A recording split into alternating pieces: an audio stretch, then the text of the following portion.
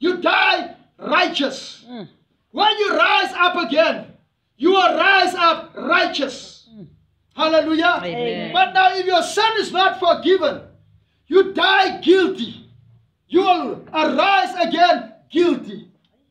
Let me read the last part of Isaiah chapter 1 verse 18.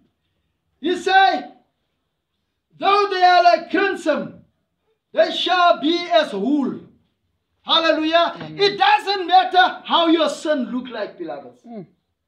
It doesn't matter what people are saying about it. But God said, let us reason together. Oh, yes.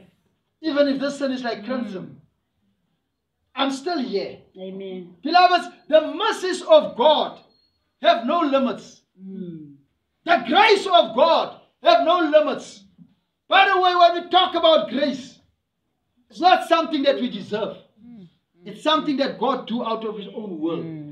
It is something that God do willingly and freely.